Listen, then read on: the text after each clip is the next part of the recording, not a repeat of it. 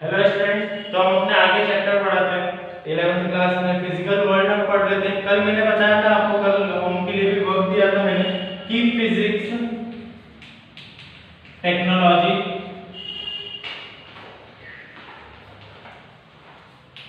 And society, Hindi में अगर हम बोलते हैं तो भौतिकी,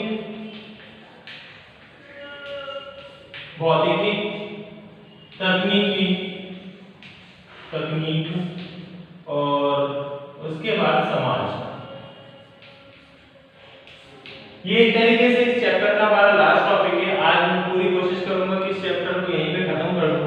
उसके बाद हम सेकंड चैप्टर की तरफ बढ़ेंगे, जो भी यूनिट्स एंड मेजरमेंट, मापन से रिलेटेड चैप्टर है। फिजिक्स, टेक्नोलॉजी और सोसाइटी में हम देख रहे थे, कल मैंने बताया था आपको कि फिजिक्स कैसे हेल्प करता है हमें टेक्नोलॉजी के साथ सोसाइटी को बेटर बनाने के लिए। ठीक है, तो यहाँ पे एक चार्ट चलता है, ठीक है, फ्लो चार्ट हम बोल सकते हैं उसको। क्या होता है कि फिजिक्स और टेक्नोलॉजी आपस में रिलेट करते हैं और किसको आगे बढ़ाने की कोशिश करते हैं, हमारी सोसाइटी को। हम अगर जितने भी इन्वेंशंस देखेंगे, ठीक है, हम लाइट का इन्वेंशन देख रहे हैं, हम किसी भी चीज का इन्वेंशन देख रहे हैं, लाइट हो गया, इलेक्ट्रोलिसिस हो गया, मैग्नेट्स हो गया, इलेक्ट्रोमैग्नेटिक स्पेक्ट्रम हो गया, जितने भी इन्वेंशंस आज तक हुए वो सब किसकी लाइफ को क्या बोल सकते हैं, इजी बनाने की कोशिश कर रहे हैं, तो वो है सोसाइटी। ठीक है, कुछ एग्जांपल्स मैंने आपको जोड़ने का बोला था। ठीक है, अब वो हो सकता है कि आपने मुझे होमवर्क भेजा हो, अभी मैं कुछ एग्जांपल्स आपको भेज रहा हूं, कुछ एग्जांपल्स मैं आपको बता रहा हूं। देखो, फिजिक्स बेसिकली क्या है, मैं आपको बता चुका हूं कि पूरा नेचर ही क्या है, फिजिक्स है। और फिजिक्स वर्ल्ड का कहां से जन्म हुआ था, बॉर्न हुआ था, वो क्या है, ग्रीक वर्ड में उसको नेचर बोला जाता है। ठीक है, और उसी का मतलब क्या है, हमारे फिजिक्स।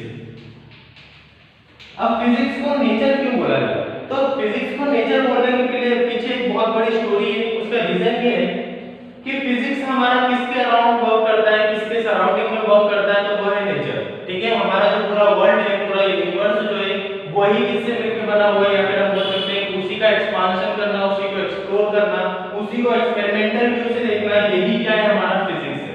ठीक है, इसका एग्जांपल भी मैं दे चुका हूं कि हम चल पा रहे हैं, हम सुन पा रहे हैं, देख पा रहे हैं, ये सारी चीजें किसकी वजह से हैं, फिजिक्स की वजह से। ठीक है, और इन कहीं ना कहीं एक रीजन आ ही जाता है कि फिजिक्स इस वहां पे एप्लीकेबल होता है।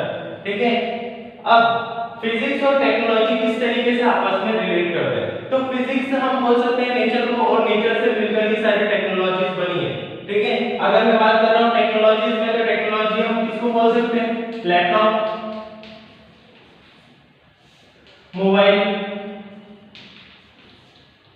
लाइट, जनरेटर्स, कैमरास, ये सारी चीजें किसके पार्ट्स हैं, टेक्नोलॉजी के। टेक्नोलॉजी का बहुत बड़ा गिफ्ट है ये सब हमारे लिए। अगर मैं बात करता हूँ लैपटॉप की, तो लैपटॉप बहुत एसेंशियल हो गया। उसके बाद मोबाइल की तो आप सभी जानते हैं, आप सब लेक्चर्स भी सुन रहे हैं, तो वो किसमें सुन रहे हैं, मोबाइल में। लाइट की अगर बात करें, तो लाइट अगर ना होती तो हमारी अभी तक जो लाइट होती वो इतनी इजी हो ही नहीं पाती। जनरेटर की अगर हम बात करते हैं, तो अगर कहीं पर लाइट को ही कन्वर्जन है, लाइट के कन्वर्जन में सबसे बड़ा जो एक्सपेरिमेंट हुआ था वही क्या है, हमारा जनरेटर है। कैमरा की बात करते हैं, तो कैमरा का भी इंपॉर्टेंस हम लोग जानते हैं। तो ये सब किसके पार्ट है, कम्युनिकेशन सिस्टम के पार्ट है। हम आज इतना ज्यादा कम्युनिकेट कर पा रहे हैं। अभी कोविड-19 के जो भी पेंडेमिक चल रहा है, उसमें क्या हो रहा है कि आप लोग स्कूल नहीं आ पा रहे, स्कूल नहीं आ पाने के कारण हमें वीडियो लेक्चर्स देखने को मिल रहे हैं। ठीक है, अब यही वीडियो लेक्चर्स, अब ये वीडियो लेक्चर्स भी किसकी वजह से पॉसिबल है, टेक्नोलॉजी। और टेक्नोलॉजी किसकी वजह से पॉसिबल है, फिजिक्स। ठीक है, या फिर मैं क्या बोल सकता हूं, टेक्नोलॉजी किसकी वजह से पॉसिबल है, नेचर। और नेचर ही क्या है, फिजिक्स। तो इनडायरेक्टली हम किस पे बेस्ड है, टेक्नोलॉजी पे और फिजिक्स पे।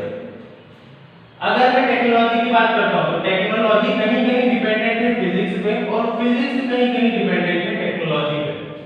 ठीक है, अगर मैं सिलिकॉन चिप ना आया होता, हमारे जो लैपटॉप्स की अगर मैं बात करता हूं, लैपटॉप्स हो गए और जो भी कम्युनिकेशन डिवाइसेस होते हैं, अगर सिलिकॉन चिप ना आया हो, चिप ना आई होती, तो फिजिक्स वहां पे क्या था, वेस्ट था। ठीक है, अब फिजिक्स ने किस तरीके से अपना रोल वहां पे दिया, इलेक्ट्रोमैग्नेटिक वेव्स के फॉर्म में। जितने भी फिजिसिस्ट थे उनने क्या बनाई, इलेक्ट्रोमैग्नेटिक वेव्स को इतना ज्यादा एक्सप्लेन किया कि हम हर एक वेव के बारे में बहुत ब्रीफली जान पाए, और उन पर रिसर्च करने के बाद हम कोई प्रोडक्ट बना पाए। जैसे कि अगर इलेक्ट्रॉनिक वेव्स ना हुई होती, तो हम सर्टेन वेव्स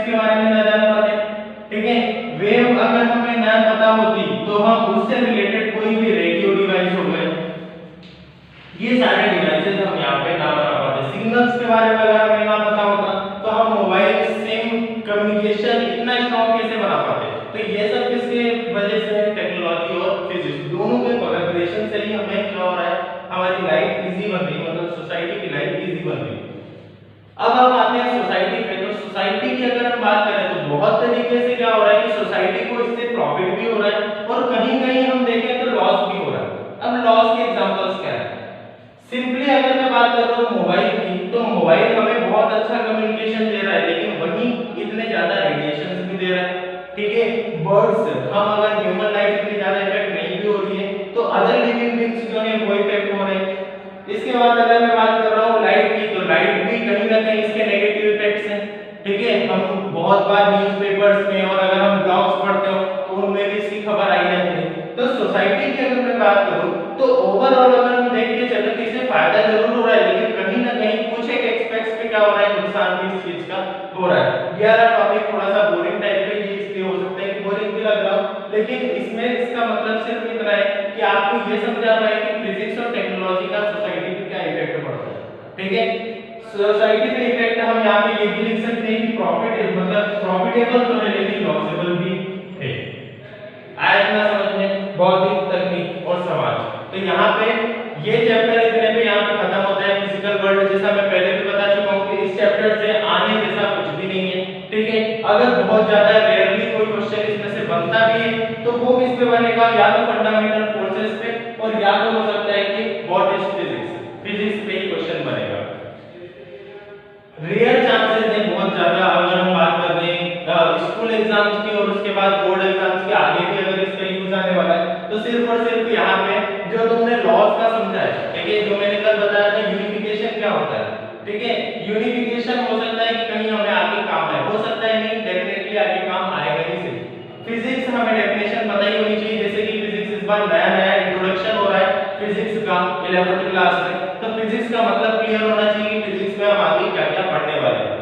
बहुत बार ऐसा होगा, मतलब जितने भी लॉ हैं, अगर हम लॉ की बात करते हैं तो लॉ को एप्लीकेबल कैसे करते हैं। तो एक चीज मैं पहले भी लॉ का एक लेक्चर ले चुका हूं कि लॉ कैसे, साइंटिफिक मेथड्स क्या होती हैं, लेकिन उसमें एक चीज मैं और ऐड कर देता हूं, लास्ट टॉपिक है, अगर कोई लॉ बनता है तो वो यूनिवर्स में हर जगह पे फिट होना चाहिए। ठीक है, अगर मैं बात कर रहा हूं यहाँ पे तो लाइट की इंटेंसिटी जो यहाँ पे है वही इंटेंसिटी लाइट के बाहर भी होना चाहिए। ठीक है, अब अगर कोई ऐसा लॉ है जो कि एक जगह पे एप्लीकेबल है लेकिन दूसरी जगह पे एप्लीकेबल नहीं है तो उस लॉ को यूनिवर्सल लॉ नहीं माना जाता। यूनिवर्सल लॉ क्या है, अभी तक क्या अगर हम यूनिवर्सल लॉज की बात करें तो theory of relativity universal law है। ठीक है, ग्रेविटेशन पिछले साल तक यूनिवर्सल लॉ था। साइंटिफिक मेथड जब ब्लैक होल बना और ब्लैक होल की डिस्कवरी हुई स्पेस में तो उसके बाद से ग्रेविटेशन को भी यूनिवर्सल लॉ से हटा दिया गया। ठीक है, कंजर्वेशन ऑफ एनर्जी की बात करें, कंजर्वेशन ऑफ मास की बात करें, कंजर्वेशन ऑफ चार्ज की बात करें तो ये सब क्या है, यूनिवर्सल लॉ है। कंजर्वेशन ऑफ एनर्जी का लॉ पता ही होगा, energy can neither be created nor be destroyed, it can be transformed into one form to another form. तो इस चैप्टर में जो भी था सब कुछ बेसिक था। फिजिक्स के बारे में हमने पढ़ा कि फिजिक्स क्या होता है, उसके बाद नेचर के बारे में पढ़ा, टेक्नोलॉजीज हमने पढ़ी, फंडामेंटल फोर्सेस पढ़े कि आगे चल के हम क्या क्या फोर्सेस पढ़ेंगे। ठीक है, इसके बाद ये सारी चीजें पढ़ने के बाद ये चैप्टर यहीं पे खत्म होता है। इसके बाद जो अगला चैप्टर स्टार्ट होगा वो है यूनिट्स एंड मेजरमेंट। उसमें हम क्या सीखेंगे, बेसिकली उसमें हम सीखने वाले हैं कि चीजों को, मतलब जो भी ऑब्जेक्ट्स हैं, जो भी मैटर है, उसको हम मेजर कैसे करते हैं। ठीक है, जैसे सबने पढ़ा होगा कि मेजर करने के लिए हमारे पास डिवाइसेस होते हैं। ठीक है, वेइंग मशीन होती है या फिर अलग अलग, अगर मैं किसी लिक्विड को मेजर करना है तो मुझे एक लीटर कैन होता है उससे मैं मेजर करता हूं। तो इस तरीके से अलग अलग जो स्टेट्स होती हैं, सॉलिड, लिक्विड एंड गैस, इन तीनों को मेजर करने के अलग अलग तरीके होते हैं। कुछ सिस्टम्स डिजाइन किए गए हैं। ठीक है, उन सिस्टम्स के बारे में भी पढ़ेंगे, सीजीएस, एमकेएस, एसआई, ये सिस्टम क्या होते हैं, एसआई यूनिट आपने बहुत बार पढ़ा होगा, तो एसआई यूनिट क्या होती है, ये सारी चीजें हम कवर करने वाले हैं अगले वाले चैप्टर में। ये अभी मैं बता दूं कि अगले वाले चैप्टर का इतना ज्यादा इंपॉर्टेंस नहीं है, लेकिन अगर वो समझ में आ जाएगा तो ही उसके आगे के चैप्टर्स आपको समझ में आएंगे, उसके आगे की यूनिट्स आपको समझ में आएंगी। ठीक है, आज के लिए इतने।